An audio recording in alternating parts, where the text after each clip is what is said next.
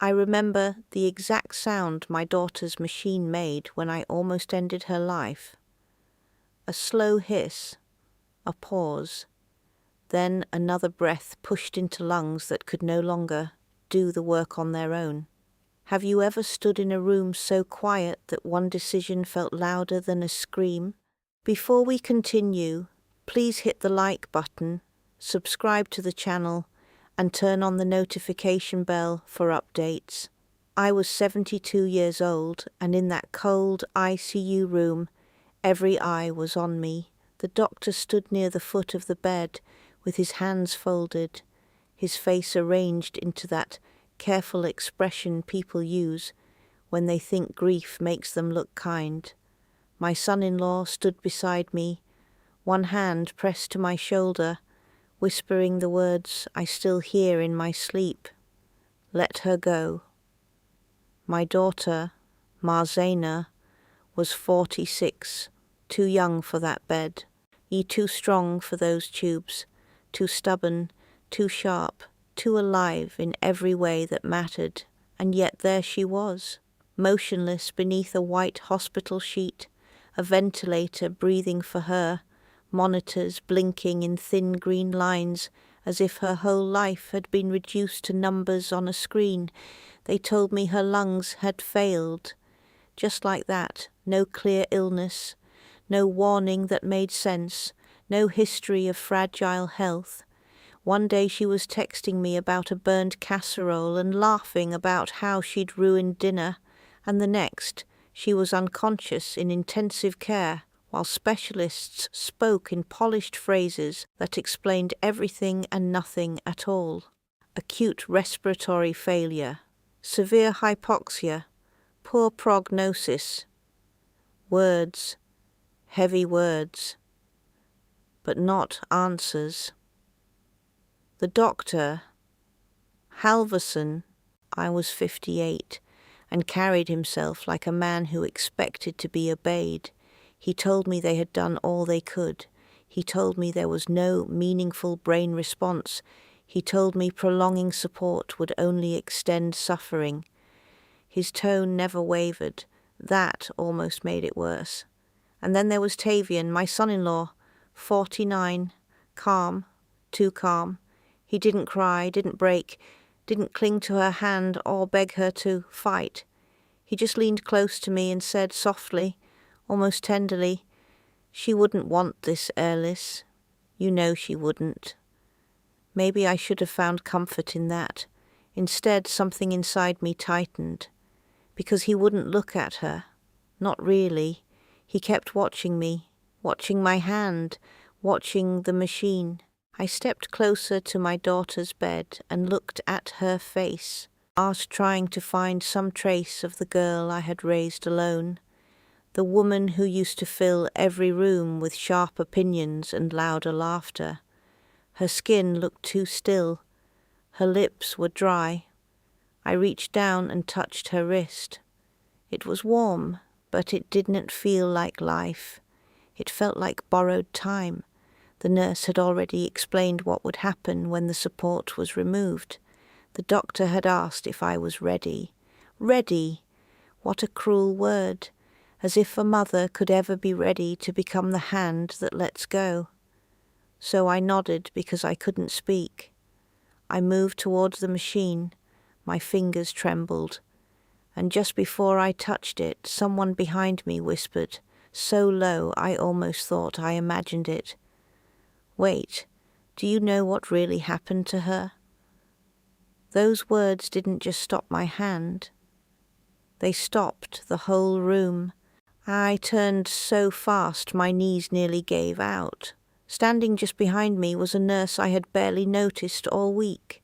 Tall, tired eyes, pale blue scrubs, his badge half hidden beneath a lanyard twisted the wrong way. His name, I would later realize, was Calix Dawn, 34, quiet enough to disappear in a hospital hallway, but in that moment he looked like a man who had just stepped into traffic on purpose.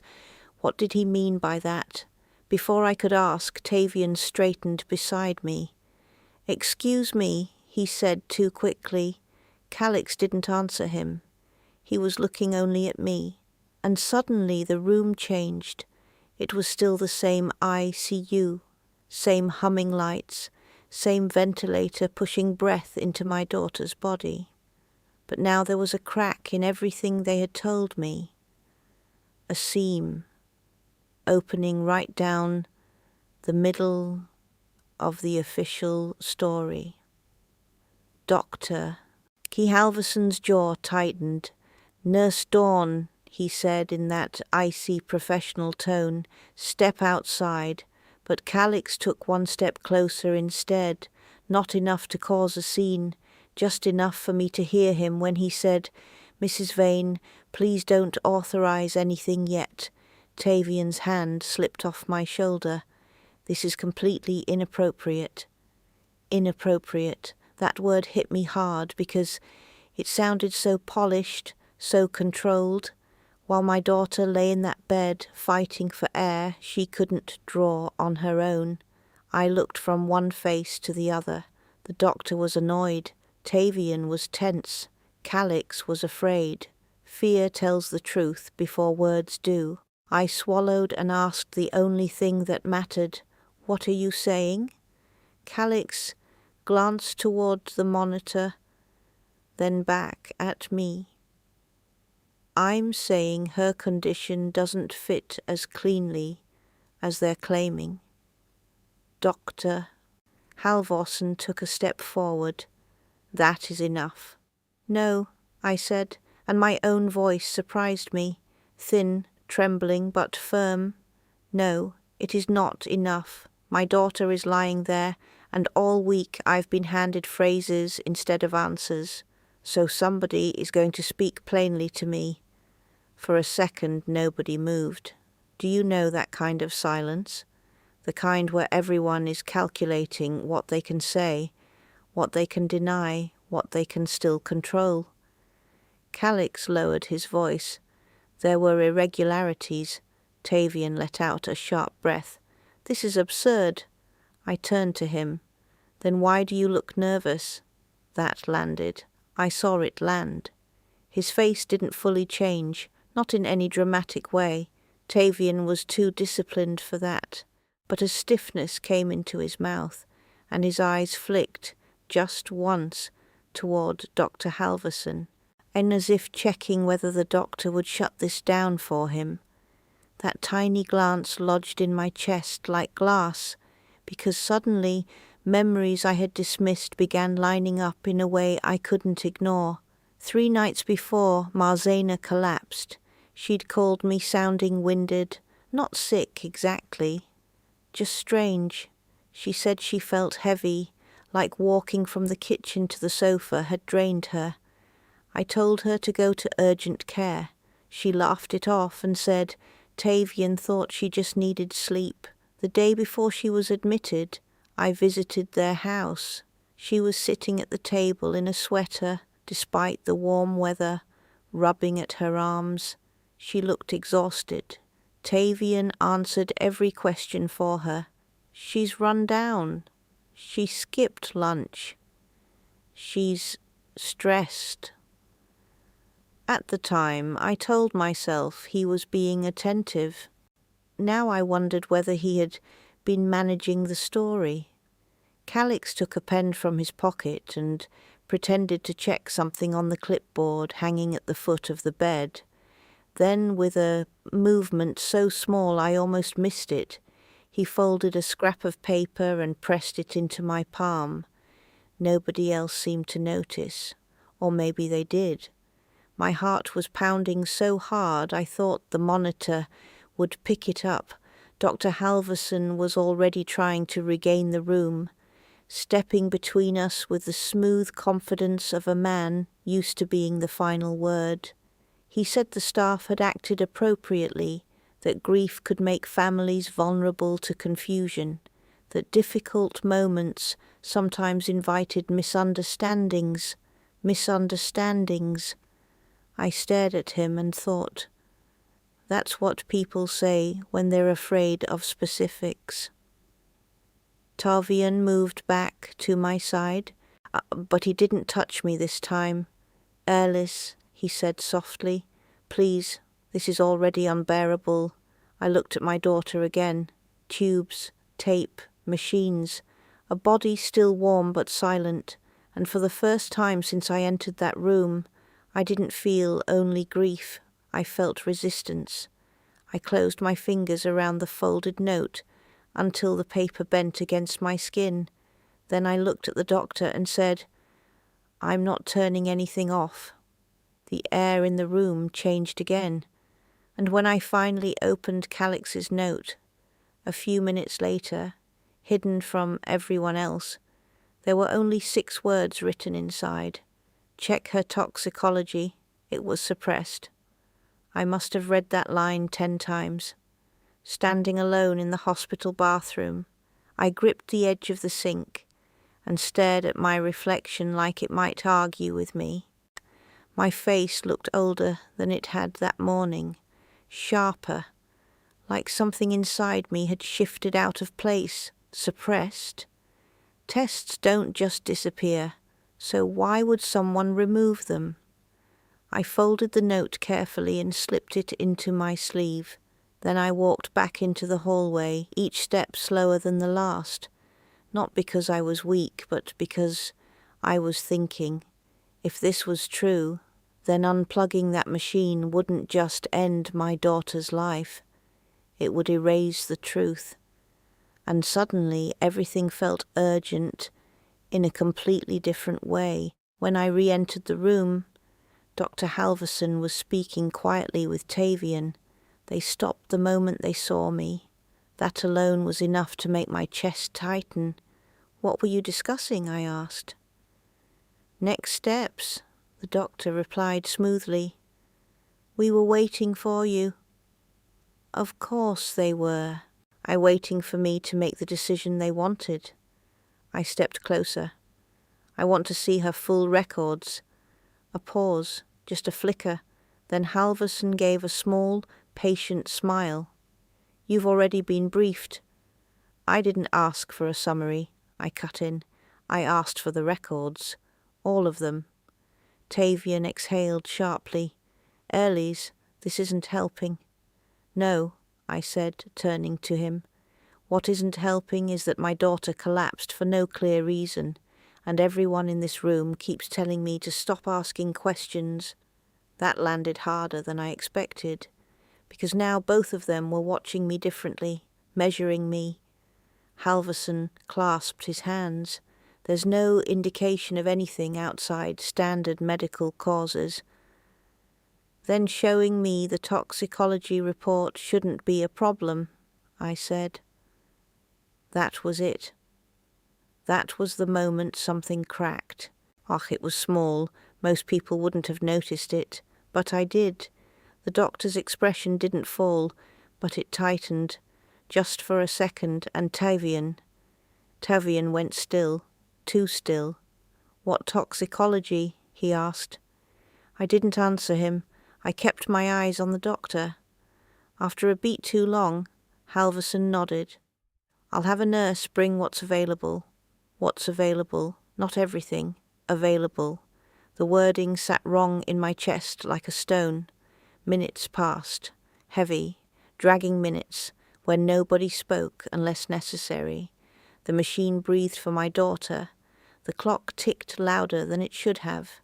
Tavian paced once, then stopped himself, like he'd remembered he was supposed to appear calm. When the records finally arrived, they weren't handed to me directly. They were passed to the doctor first. Filtered. I noticed that too. He flipped through them quickly, too quickly, then handed over a thin stack. Here, he said. Thin. Why thin? I took the papers and began scanning. Numbers, charts, clinical notes, everything neat, everything controlled, until I saw it. A line, half redacted, blacked out but not completely. Whoever had done it hadn't pressed hard enough, or maybe they had been rushed. There it was, faint, incomplete, but visible enough. A chemical name, or part of one. My breath caught. What is this? I asked quietly. Tavian stepped closer. Let me see that. Too fast. His hand reached for the paper before I could react, but I pulled it back instinctively, and in that split second our eyes met, really met, and what I saw in his face wasn't grief. It wasn't fear for her. It was fear of me. Elise, he said, lower now. Controlled again. You're misreading. Am I whispered, because suddenly everything was rearranging itself in my mind. The exhaustion, the weakness, the way he answered for her, the way he kept guiding decisions, the way he wanted this over, quickly, cleanly, no complications, no questions. Behind us the door opened quietly. I turned. Calix stood there again, but this time he wasn't empty-handed. In his grip was a single sheet of paper, unredacted. He didn't speak as he walked toward me. He didn't look at the doctor, didn't look at Tavian. He only looked at me, and when he placed the page in my hands, I saw it clearly. The full toxicology report. No missing lines, no black ink, just the truth. And the moment Tavian saw what I was holding, he stopped breathing. Tavian stopped breathing. Not in the way my daughter had. Slow, fading, mechanical, but sharp, sudden, like his body had forgotten what to do next. And in that moment I knew, before anyone spoke, before I finished reading the report, before the room erupted into questions and denials, I knew this was no accident. What is that? Dr. Halverson demanded, stepping forward. But his voice didn't carry the authority it had before. There was something strained underneath it now, something thinner, like control slipping through his fingers. I didn't answer him. I was reading. The words were clinical, cold, precise. Respiratory depressant detected. Non-prescribed. Repeated exposure indicated. Repeated. Not a single mistake. Not contamination. Not chance. A pattern. My hands didn't shake this time. They felt steady, heavy but certain. How long? I asked quietly, not looking up. Calix answered. Based on the levels, several days, possibly longer. Several days. That meant she hadn't just collapsed. She had been declining, right in front of him, slowly, deliberately. I lifted my eyes. Tavian, I said. His name felt different now, not familiar, not family, just a sound attached to a man I was seeing clearly for the first time. He forced a breath, tried to rebuild himself. You're jumping to conclusions. Am I asked again. Because the room was no longer on his side. Something had shifted. Nurses had gathered near the doorway. Another doctor lingered just outside. The air had changed from quiet certainty to something sharp and unstable. People sense it when a story breaks. You were the one with her, I continued. At home, every day. That proves nothing. You managed her medications. I was helping my wife. You told her not to see a doctor. His jaw tightened. She didn't want to go. I took one slow step closer. And you wanted this finished quickly, I said, didn't you? That landed, harder than anything else, because now he didn't answer immediately, and silence, in a moment like that, is louder than denial. Dr. Halverson stepped in, trying to reclaim order. This is turning into speculation. We need to de-escalate. No, I said, sharper than before. We need to escalate. Every head in the room turned toward me, because I wasn't the grieving mother anymore. I was something else now, something focused. I held up the report. This says she was given something that suppressed her breathing over time. That doesn't happen on its own. Halverson hesitated, just for a fraction of a second, but it was enough. Why wasn't this in her chart? I asked. No answer. Why was it removed? Still nothing, and that silence spread, infecting the room. Tavian shifted backward, one step, then another, subtle, but I saw it.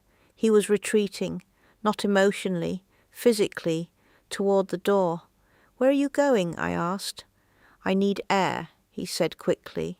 No, Calix said from behind me. You don't. That's when everything accelerated.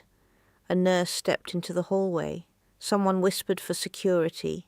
The careful, controlled environment of the ICU fractured into motion. Tavian's composure broke, not dramatically, not with shouting or panic, but with calculation. His eyes moved rapidly now, scanning exits, people, timing. He turned away and tried to walk out, but he didn't get far. 2 security staff appeared at the doorway, blocking him before he could take 3 full steps into the hall. This is ridiculous, he snapped. I haven't done anything. But his voice had changed, no longer calm. Now there was something underneath it. Pressure. Behind me, Dr. Halverson spoke again, quieter this time. Perhaps we should involve administration. Perhaps, too late for perhaps, because now the truth was no longer contained. It was moving, spreading, and as I stood there, holding the paper that had nearly been erased along with my daughter's life, one final detail surfaced in my mind. Something small, something I had dismissed weeks ago, a conversation. Marzena, sitting at my kitchen table, speaking carefully. I'm updating some things, she had said. What things? I had asked. She hesitated, then smiled faintly, just in case. At the time, I didn't press her. Now I understood. I looked at Tavian, really looked at him, and quietly, almost to myself, I said, She changed her will, didn't she? This time, he didn't deny it. She changed her will, didn't she? That was the moment everything stopped pretending. Tavian didn't answer me. He didn't need to, because the silence confirmed what the report had already begun to expose, and once that thread was pulled, everything unravelled. The investigation moved faster than I expected. Hospital administration locked down Marzena's records within the hour. An external review team was brought in. Law enforcement followed shortly after. What had started as a quiet ICU decision turned into something clinical, precise, and unavoidable. The toxicology report was verified, not once, but 3 separate times. The substance in her system wasn't random. It wasn't environmental. It wasn't a medical accident. It was Zolmerix, a controlled respiratory depressant rarely used outside of highly specific surgical settings, and it had been administered in small, repeated doses, enough to weaken her, not enough to kill her immediately. A slow descent, carefully measured. They traced access. That part didn't take long. Tavian had connections, former pharmaceutical distribution work, expired credentials that still opened the wrong doors if no one looked too closely. Records showed he had obtained the drug weeks earlier under falsified authorization. And Marzena, she had started getting weaker right around that time. Every symptom lined up. Every detail fit. The motive surfaced just as cleanly. Marzena had updated her will 18 days before her collapse, removed Tavian entirely, transferred everything, her house, her accounts, her business shares, to a private trust I didn't even know existed yet. Why? Because she had already started to suspect him. Messages recovered from her phone revealed hesitation, doubt, notes she never sent, searches about financial separation, quiet preparation. She hadn't confronted him yet. She had been planning her exit. He acted first. Dr. Halverson's role came next, not as the architect, but as the man who chose not to look too closely. The initial toxicology flagged abnormalities.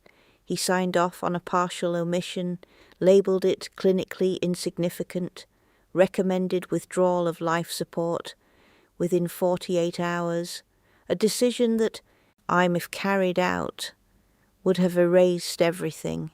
I sat beside my daughter through all of it, through the questions, through the quiet chaos, through the realization that I had come within seconds of finishing what someone else had started.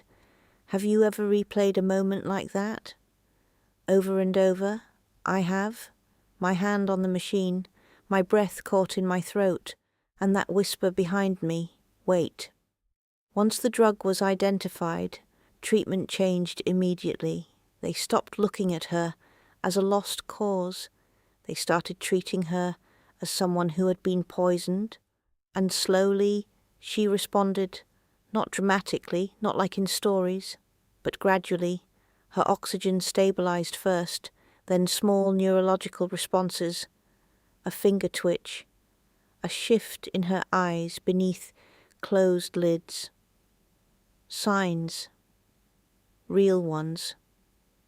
Tavian was arrested within 36 hours.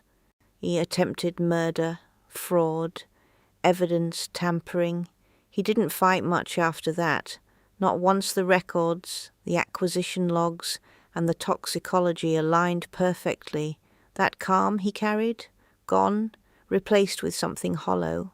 Dr. Halverson was suspended pending investigation, his license under review, not for what he did, but for what he allowed. Weeks passed. The machines grew quieter, fewer alarms, fewer interventions. One afternoon I was sitting beside her reading aloud from a book she used to love, something mundane, something normal when I felt it. A faint pressure. I looked down. Her fingers were moving, slow, weak, but deliberate. I leaned closer. Marzena. Her eyelids fluttered, then opened just slightly, clouded, unfocused, but alive. I didn't cry, not the way people expect. It wasn't loud.